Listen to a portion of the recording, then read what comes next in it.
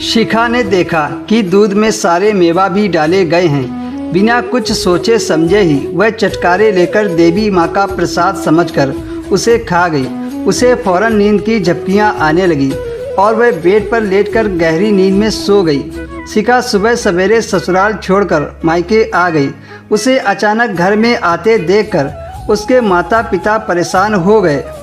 उसके माता पिता ने अचानक से आने की वजह पूछी तो उसने जलती आंखों से देखकर कहा, आप लोग किसी अच्छे डॉक्टर से मेरा इलाज करवाएं तो बेहतर होगा। वे दोनों शिखा की बात सुनकर सन्न रह गए। शिखा बेहद खूबसूरत लड़की थी। वह 12वीं जमात की छात्रा थी।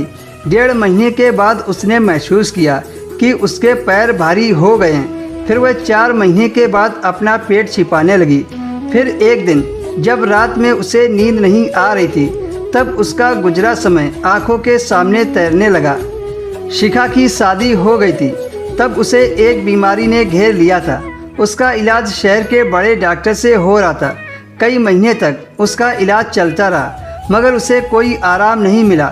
एक दिन शिखा के पिता ने उस डॉक्टर से शिखा के हाल चाल के बारे में पूछा तो उन्होंने बताया कि शिखा को हिस्टीरिया नाम की बीमारी है। अभी उसका इलाज चलता रहेगा। हाँ, अगर वह अपने पति के साथ रहेगी तो उसकी यह बीमारी अपने आप ठीक हो जाएगी। पर उस डॉक्टर की बात पिता के समझ में नहीं आई क्योंकि वह पाखंडों का गुलाम था। उसके सिर पर यह भूत सवार हो गया कि शिखा पर किसी भूत प्रेत का साया है, क्योंकि दौड़े के दौरान वह देर तक आंखें फाड़कर देखती थी। शिखा अजीब तरह से अपने हाथ पैरों को ऐंठती व झटकती थी और दांतों को किटकिटाकर चबाती थी। फिर शिखा के पिता ने शिखा का इलाज डॉक्टर से बंद करवा दिया।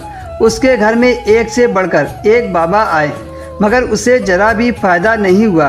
उसके पिता ने बाबाओं पर पानी की तरह पैसा खर्च किया था। एक दिन उसके पिता को पता चला कि पीछे पहाड़ी के पीछे एक काफ़ी मशहूर बाबा है।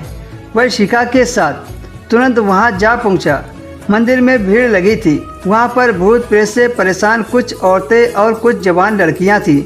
जब शिखा का नंबर आया तब तक रात हो गई थी। वहां पर बल्ब की रोशनी थी। बाकी सभी लोग वहां से जा चुके थे। रंगीन फूलों वाली रेशमी साड़ी में शिखा की जवानी साफ दिख रही थी।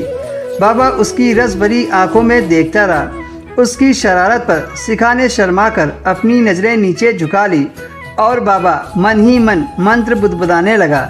फिर कुछ देर बाद उसने अनपढ़ पिता को बताया कि 3 दिशाओं की 3 खतरनाक प्रेत आत्माएं इसे सता रही हैं। मेरी शक्ति की डर से वे इस पर प्रकट नहीं हुई हैं। खैर, मैं उन्हें हवन कुंड में जलाकर भस्म कर दूंगा।